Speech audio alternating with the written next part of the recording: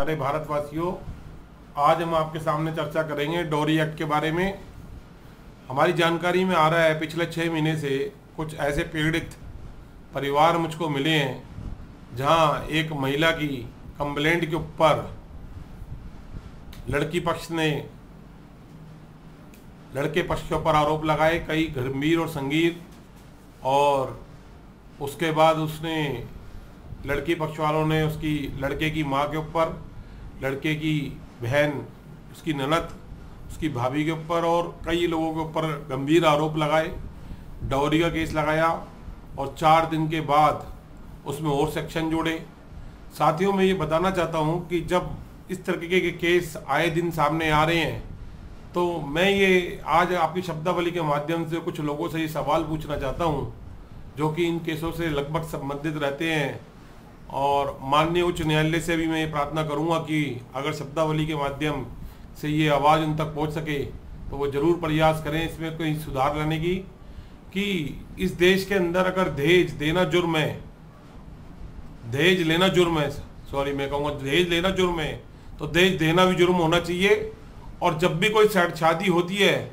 तो पूर्ण तरीके से उसका विस्तृत ब्यौरा संबंधित एसडीएम के कार्यालय में, पूरी शादी का खर्च, हर तरह का खर्च, और संबंधित इनकम टैक्स विभाग में, संबंधित जीएसटी विभाग की, सबके उसके पास एनओसी होने चाहिए, ताकि बाद के अंदर कुछ सालों के बाद जब ये शादियां टूटती हैं तो बड़े गंभीर और बड़े बढ़ा चढ़ा के आरोप लगाए जाते हैं। ज़्यादातर केसों में, कुछ केसों में, ज़्यादातर तो नहीं मैं कहूँगा, लेकिन कुछ से केसों में देखने में आया है कि लड़कियाँ शादी से पहले बड़ी एम्बिशियस होती हैं, उनको गाड़ी चलाने का शौक होता है, उनको उनके बहुत सारे ऐसे व्यूज़ होते हैं कि जो लड़के वाला फुलफिल नहीं कर पाता, जिसकी वजह से कई बार उनकी एक लंबी समय निकल जाता शादी करने का, उनके मन मुताबिक और उनकी भावनाओं के प्रति, उनके एम्बिशियस, उनके सपनों के प्रति उनको वधु मतलब लड़का पक्ष नहीं मिल पाता, और फिर वो समझौता करके शादियां करती हैं, और ऐसे के अंदर फिर वो फैमिली फंस जाती है जो उसके अरमानों के और सपनों के ऊपर खरा नहीं उतरते। ऐसे कुछ केस हमारे जान में है जो लोग पीड़ित परिवार है, आज डिप्रेशन के शिकार हैं, उनके परिवार, एक महिला की दुश्मन मैं कहूँगा एक महिला ही है आज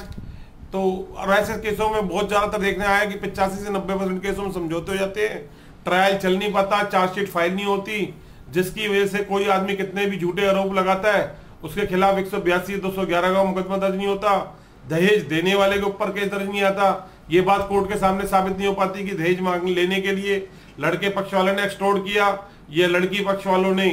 दहेज जानबूझकर अपनी लड़की की सुविधा के साथ और अपने नाम और शोहरत के हिसाब से दिया। कई बार ऐसा आता है कि लड़की पक्ष का वकील जो परिवार वाले होते हैं, कोई पॉलिटिशियन है या कोई ब्यूरोक्रेट से है या हाई प्रोफाइल सोसाइटी से है, और लड़का पक्ष वाला इतना वीक होता है तो वो अपने समाज में अपनी हवाबाजी दिखाने के लिए, अपना शान शौकत और स्टेटस मेंटेन करने के लिए ऐसे लड़की की शादी करेगा, तो अपने पक्ष में लड़के के शादी में ही ऐसे करोड़ों रुपए का खर्चा करवाने के लिए वो लोग इतने शान शौकत से शादियां करते हैं। और ये कि मुख्य आधार भी होता है बहुत सारे नेताओं को और उनको लोगों को दुनिया को दिखाने का कि भाई हमारा स्टेटस सिंबल क्या है। आज ये शादियां एक स्टेटस सिंबल से जुड़ गई हैं। दिल्ली के सारे बैंक्वेट हॉल, अगर आप किसी भी बैंक्वेट हॉल की ईमानदारी से जांच कर लो और अगर उसकी सीसीटीवी फुटेज मंगा लो, शादियों की वीडियो जमा कर मंगा लो, किसी भी केस के अंदर अगर एफआईआर के साथ ही फुटेज वगैरह अगर मंगा ली जाए, शादी की वीडियो, डीवीडीआर, और जीएसटी विभाग और इनकम टैक्स से क्लियरेंस सर्टिफिकेट ले लो, तो मुझे तो ऐसा लगता है कि 60-70 केस वहीं विड्रॉ हो जाएंगे और माननीय न्यायालय का बहुत कीमती समय बचेगा। और ये बहुत जरूरी विषय है क्योंकि ज़्यादातर केसों में मैं देखता हूँ कि बहुत सारी बातें ऐसे कह दी जाती हैं कि बड़े अजीब से और गंभीर से आरोप लगाते हैं, अटेम्प्ट टू मर्डर तक के केस लग जाते हैं, और ये एक बड़ा गंभीर विषय है। कानून को कहीं जगह कुछ लोग मिसयूज कर रहे हैं, जहाँ इस कानून की बहुत ज़्यादा जरूरत है। जो एक्चुअल विक्टिम होता है उसको इंसाफ की जरूरत है, खासतौर से रूरल एरिया के अंदर इसकी बहुत ज़्यादा जरूरत होती है, जहाँ पे लोग बहुत ज़्यादा क्रूरल्टी करते हैं एक महिला के साथ। लेकिन कुछ जगह ये देखना है हाई प्रोफाइल सोसाइटियों के अंदर कि ये एक कानून का मजाक बना के रख दिया कुछ लोगों ने, और वो लोग जब चाहते हैं कानून के अंदर ऐसी कंप्लेंटें दे देते हैं जिनका कोई आधार नहीं होता, और ये सिर्फ एक लीगल टैक्टिक्स, एक लीगल प्रेशर बनाया जाता है लड़के पक्ष के ऊपर ताकि वो जेल ना जाए। और इसी की आड़ के अंदर पुलिस का भी ये रोल बड़ा अजीब सा लगता है कि अगर माननीय न्यायालय से इसको बेल मिल जाती है परिवार को, तो पुलिस 2-3 साल तक उसके अंदर चार्जशीट फाइल नहीं करेगी, बहुत स्लो हो जाती है। और अगर उसको किसी वजह से बेल रिजेक्ट हो गई या लड़का पक्ष अपनी पूरी तरीके से बात कोर्ट के सामने रख नहीं पाता, प्रॉपर एविडेंस प्रूफ नहीं कर पाता, तो उसको जेल जाने का एक रास्ता बन जाता है, जिसकी वजह से वो घबराहट में और डिप्रेशन में चले जाते हैं और लाखों को रुपया उनका खर्च हो जाता है और उसके बाद भी उनको इंसाफ मिल पाता है नहीं मिल पाता है, ये एक बड़ी बात होती है। मैं आज माननीय सर्वोच्च न्यायालय के सामने ये बात रखना चाहूँगा कि अगर और जो हमारे देश का सोशल वेलफेयर जस्टिस डिपार्टमेंट है और भी जो कानून के हमारे आदरणीय श्री रविशंकर प्रसाद जी हैं, जस्टिस सेक्रेटरी हैं, माननीय उच्च न्यायालय है देश का, हमारे देश के पीएम साहब हैं श्री नरेंद्र दामोदर दास मोदी जी, और बहुत सारे ऐसी संस्थाएं हैं, नेशनल कमीशन फॉर वुमेन। मैं चाहूँगा कि ये अब एक समय आ गया है कि जिस तरह से इस केस की प्रतिशत 85 से 90% केस समझौते की ओर चले जाते हैं, यहाँ कहीं अब कुछ सुधार होना चाहिए और कुछ या तो इसके अंदर कोर्ट टाइम तय करे कि 3 महीने के अंदर 90 दिन से 120 दिन के अंदर चार्जशीट कंपलसरी फाइल हो ताकि सच सामने आ सके और 182 और 211 के केस दर्ज हो सके। झूठ बोलने वालों के खिलाफ लो क्वालिटी की इन्वेस्टिगेशन करना, जान करके किसी परिवार को झूठे तरीके से फंसाना, अगर किसी के पास अच्छा वकील नहीं है, अच्छा क्रिमिनल लॉयर नहीं है, अगर उसके पास सबूत नहीं है, एविडेंस नहीं है, तो किसी बेकसूर को सजा नहीं दी जा सकती सिर्फ कुछ स्टेटमेंट के आधार के ऊपर या एक कंप्लेंट के आधार के ऊपर। ये मैं आज जरूर चाहूँगा कि शब्दावली के माध्यम से आज उन लोगों तक ये बात जरूर पहुँचे जो आज समाज के अंदर, इस देश के अंदर ऐसे लोगों को इंसाफ दिलवाते हैं। खासतौर से मैं रोनी कोर्ट बार एसोसिएशन, जिसके मैं सबसे ज़्यादा करीब हूँ, 3890 एडवोकेट वहाँ रजिस्टर्ड है, वहाँ पे ऐसी बहुत सारी महिला एडवोकेट्स हैं और मैं उनसे भी ये गुजारिश करूँगा कि वो ये जरूर देखें कि कहीं ये कानून के आड़ में कुछ लोग इसका मिसयूज ना कर पाएँ। ऐसे एमएम कोर्ट्स भी हैं, महिला कोर्ट्स भी हैं, उनसे भी मेरी आज गुजारिश है, क्योंकि जहाँ एक महिला की कंप्लेंट के ऊपर शिकार होने वाली कुछ महिला होती हैं जो सास के रूप में, ननद के रूप में, भाभी के रूप में होती हैं, आज उनकी भी जिंदगी खराब हो जाती है। कुछ लड़कियां वहाँ पे कुंवारी भी होती हैं, नाबालिग होती हैं, उनके भी नाम लिखवा दिए जाते हैं और उनको भी जेल थानों का मुंह मैं ये कहूँगा देखना पड़ता है, कोर्ट में पहुँचना पड़ता है, जो कि कुछ लोग नहीं चाहते कि वो इन चीज़ों का शिकार हो। और ख़ास तौर से ऐसी जेलों का जिनका आए दिन अखबार में आता है कि जेल के अंदर मोबाइल फ़ोन बरामद हुआ, जेल के अंदर ड्रग्स की वजह से कोई बंदा मारा गया, जेल के अंदर से फिरौती की मांग करी जाती है, जेल के अंदर से फ़ोन किए जाते हैं, एक्सटॉर्शन करा जाता है, जेल में मारपीट होती है। और ये एक बड़ा गंभीर सवाल है कि जिस आदमी ने कोई क्राइम नहीं किया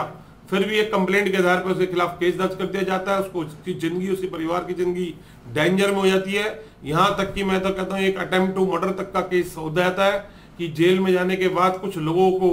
आज ये केस जेल के आंकड़े ही बताते हैं और आई प्रेस कटिंग कि वहाँ पे फ़ोन पकड़ा गया। अब आप लगा सकते हो कि किसी भी केस में अगर ये फ़ोन पकड़े जाते हैं तो इसमें कितना गंभीर विषय बन सकता है, कितना एक्सटॉर्शन उस परिवार के साथ हो सकता है, कितनी गंभीर समस्याएं हो सकती हैं, केस प्रभावित हो सकता है, सिर्फ बहुत सी चीज़ें होती हैं। तो ये चीज़ रुकनी चाहिए और प्रोटेक्शन एक कोर्ट के द्वारा मिलनी चाहिए। एक विक्टिम के होने के नाते, भारतीय होने के नाते, इस देश के कॉन्स्टिट्यूशनल राइट के नाते, फंडामेंटल राइट्स के नाते मैं ये चाहूँगा कि जरूर एक जैसे इस केस देश से पहले मीडिएशन होना जरूरी है किसी भी केस में, खास तौर से ऐसे केस जिसमें बिगर मीडिएशन के 498 केस दर्ज हुए हैं। ऐसे केस में किसी भी अरेस्ट से पहले जैसे 41A का नोटिस दिया जाता है, उसके अंदर बिगर मीडिएशन के अरेस्ट होने का